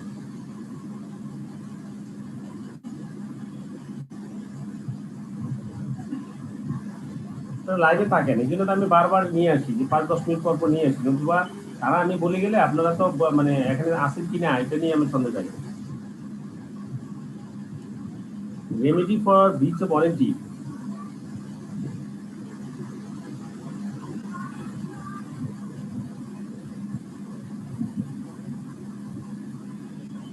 স্যার ওয়ারেন্টি যদি স্যার ঠিক মতো না দেয় স্যার, সেক্ষেত্রে আর কি কি প্রতিকার পাওয়া যাবে সেটা স্যার? কি প্রতিকার পাওয়া যায়? ওয়ারেন্টি ঠিক মতো না, ওয়ারেন্টি যদি ব্রিচ করে ফেলে, ভঙ্গ করে, আপনি যে ওয়ারেন্টি যা ছিল গুডসের ওয়ারেন্টি বলতে আমরা এখানে বুঝছি তো, ওয়ারেন্টি বলতে কি যে কোলেটারাল অর এসেনশিয়াল টার্ম কেনার পরে স্যার সেটা, হ্যাঁ সার্ভিস ওয়ারেন্টি স্যার আছে, তারপরে পার্টস ওয়ারেন্টি আছে, বিভিন্ন প্রোডাক্ট যখন কেনা হয় তারপরে স্যার পোস্ট পারচেজ স্যার। এখানে আমরা ওই সার্ভিস ওয়ারেন্টি পোস্ট ওয়ারেন্টি বলতেছি না, কিন্তু ওই ওয়ারেন্টি এই ওয়ারেন্টি এক না। এখানকার ওয়ারেন্টি হচ্ছে আপনার পারপাস কোলেটারাল। আপনার এটা যেমন আমি আগে উদাহরণ দিছিলাম ক্লাসে, আজকে কোনো বলি নাই, আপনি মোবাইল কিনবেন, মোবাইলের কেনার পারপাস হচ্ছে আপনি ফোনটা যেন আসে আর আপনি যেন এই স্মার্টফোনের মাধ্যমে যদি কিনেন তাহলে স্মার্টফোনে আপনি যেন ক্লাসটা করতে পারেন। এই দুইটা হচ্ছে আপনার পারপাস, মেন পারপাস, অথবা ক্লাস করাটাই আপনার মেন পারপাস। ফোন আসলে আসুক না আসলে না আপনার দেখার কিছু না, কারণ আপনি ক্লাসের জন্য দিচ্ছেন। This is call condition. আর ওয়ারেন্টি হচ্ছে আপনার এই ফোন কিনলে ফোনের ভিতরে কি থাকবে, অনেক রেডিও আসে, অ্যালার্ম দেওয়া যায়, আপনার এখানে আপনার ক্যালেন্ডার আছে, সবকিছু, কিন্তু আপনার ক্যালেন্ডার আপনি দেখতে পাচ্ছেন না, কাজ করতেছেন না সবসময়। তাহলে দিস ইজ কল ওয়ারেন্টি।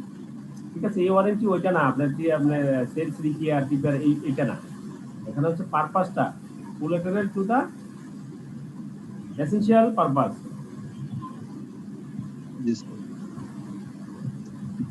একদিন বলেন remedy for breach warranty.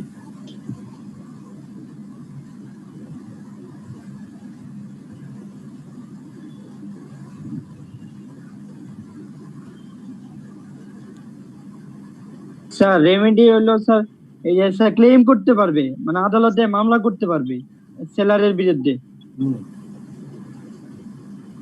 For damages. ঠিক আছে, হ্যাঁ, যদি কোনো ওয়ারেন্টি ব্রিচ করে সেলার, তাহলে বায়ার সেখানে আপনার কমপ্লিট করবে এবং এটাকে, এবং ইভেন যদি কোনো কন্ডিশনও ব্রিচ করে আর বায়ার যদি সেটাকে আপনার ঠিক করে নেয় যে ওয়ারেন্টি হিসাবে, হ্যাঁ, তখন সেই ক্ষেত্রেও বায়ার কেউ করতে পারবে, তখন আপনি এটাকে কন্ট্রাক্টটা ব্রিচ করতে পারবেন না। ঠিক আছে, কন্ট্রাক্টটা রিপুডিয়েট করতে পারবে না। স্যার ধরেন আমি হ্যাঁ একটা মোবাইল সেট কিনলাম, তো তারা যে কন্ডিশন দিচ্ছে কোনো কন্ডিশনে সমস্যা হয় না, কিন্তু তারপরে মোবাইলের সমস্যা হচ্ছে। তো এখন সেলার আমাকে অদল বদল বা এটাকে কি বলে রিচেঞ্জ করে দিচ্ছে না, তখন কি আমি এটা স্যার এরকম আইনি কোনো ব্যবস্থা নিতে পারবো? হ্যাঁ, কন্ট্রাক্ট হচ্ছে আপনি সেলারের সাথে আপনি যে কন্ডিশন হচ্ছে, মেইন কন্ডিশন কি আপনার মোবাইলের কন্ডিশন, আপনি আপনার মোবাইল ফোন আসতেছে না ঠিক মতো, স্মার্টফোনের আপনার ক্লাসে ঢুকতে পারতেন, ইন্টারনেট সাপোর্ট দিচ্ছে না, এরকম। জি জি জি, মানে ধরেন যারা যে 5টা কন্ডিশন আছে বা 10টা কন্ডিশন গুলোর একটা সমস্যা হচ্ছে না, কিন্তু তারপরও দেখা যাচ্ছে যে মোবাইলের সমস্যা যে কোনো একটা ধরেন, তো আমি এই ক্ষেত্রে সেলারের বিরুদ্ধে আইনি ব্যবস্থা নিতে পারবো? আইনি ব্যবস্থা বলতে আপনি ওই যে তার কাছ থেকে আপনি ড্যামেজের জন্য কিউ করতে পারবেন সেলফ গুডস অ্যাক্ট অনুযায়ী। স্যার এই কি রেমেডি আপনি যে পরিমাণে আপনার ক্ষতি হচ্ছে সেই পরিমাণ ক্ষতি সে ক্ষতিপূরণ দাবি করা যাবে, ক্ষতিপূরণ দাবি করতে পারবেন। জি স্যার, মোবাইল ফেরত দিতে পারবেন না বা মোবাইল চেঞ্জ করে দিবে এরকম না। আচ্ছা, কন্ট্রাক্ট ক্যান্সেল করা যাবে না, জাস্ট ড্যামেজের জন্য ক্লেম করা যাবে। রাইট। Thank you. ঠিক আছে, তাহলে আমরা next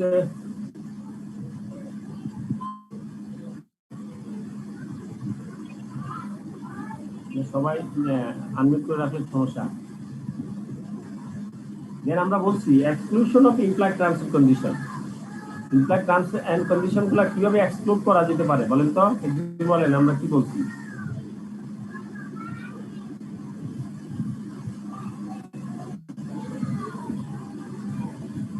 employed terms and condition exclusion ব্যাপারে আমরা কি বলছি?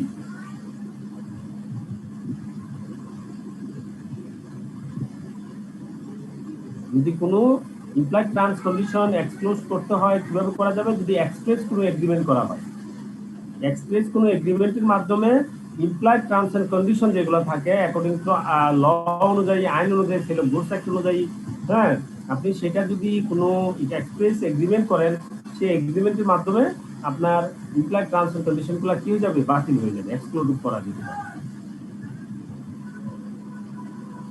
দেন আমরা অপশন অফ সেলের ক্ষেত্রে কি বলছি, সেল অফ অপশন, এটাকে এই সম্পর্কে কে ভালো জানেন বলেন? সেল বাই অপশন, এটা এক প্রকার নিলাম। হ্যাঁ, নিলাম, অপশন মানে নিলাম, নিলামের বিক্রি বলতে আমরা কি বুঝছি?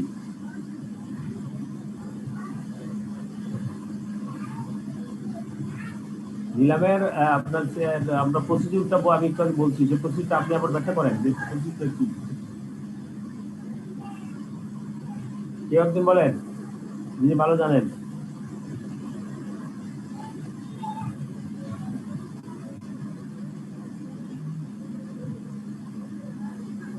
কেউ কিছু না বলে ধরে নিব সবাই বুঝছেন। স্যার আমি বলবো স্যার। হ্যাঁ বলেন। যখন পণ্য পৃথক, স্যার বই থেকে বলতেছি স্যার, বাংলা বই স্যার। বলেন বলেন। যখন পণ্য পৃথক পৃথক স্তূপ আকারে বিক্রয়ের জন্য উপস্থাপন করা হয়, তখন প্রত্যেক স্তূপ আপাত দৃষ্টিতে একটি পৃথক বিক্রয় চুক্তির বিষয় বলে অভিহিত হয়। তখন বলছে এখানে ফার্স্ট পয়েন্ট এটা, where goods are put up for sale in lot, each lot is primary facie deemed to be subject of a separate contract of sale, প্রতিটা পার্টকে বলা হবে আলাদা সেপারেট কন্ট্রাক্ট হিসেবে ট্রিট হবে। হ্যাঁ নেক্সট বলেন। এরপরে স্যার বলছে বিক্রয় তখন সম্পূর্ণ হয় যখন নিলামদাতা তার হাতুড়ি পতন দ্বারা বা অন্য কোনো প্রচলিত প্রকারে সমাপ্তি ঘোষণা করেন, এবং এরূপ ঘোষণা না করা পর্যন্ত যে কোনো নিলাম ডাকদাতা তার নিলাম ডাক প্রত্যাহার করতে পারেন। আচ্ছা, এটা আমরা জানি, সবাই জানি যে আপনারা যখন নিলাম ডাকলো, নিলামের সে একজনের উপর একজন নাম বলতে থাকে, ঠিক আছে, বলার পর যদি বা ফাইনাল না করা পর্যন্ত যদি বলে যে এটা স্থগিত করা হলো পরবর্তী এতদিনের এত তারিখ পর্যন্ত, এত তারিখে আবার বলছে, তখন এটা কিন্তু আপনি শেষ হয় না, নিলাম শেষ হয় না।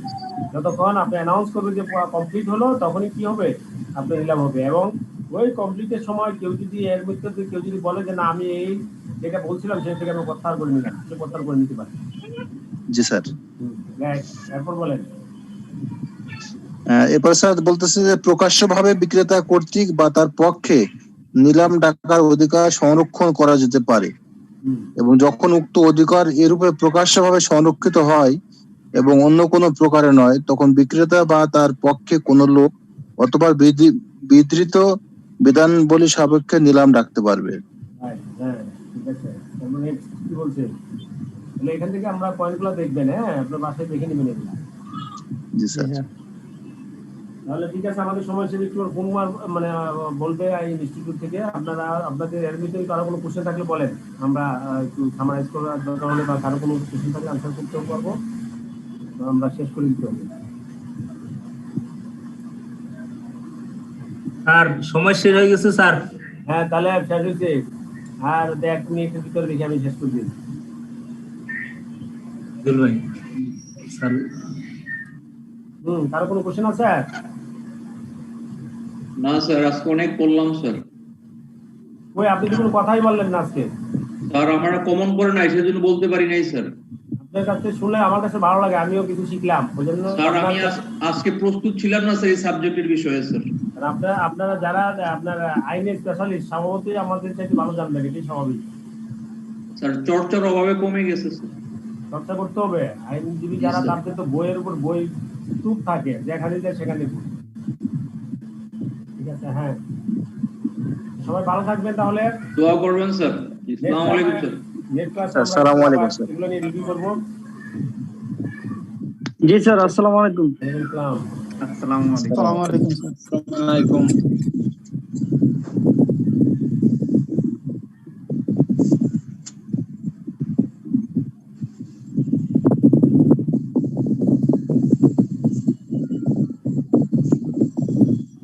তাহলে আমরা শেষ করে দিচ্ছি।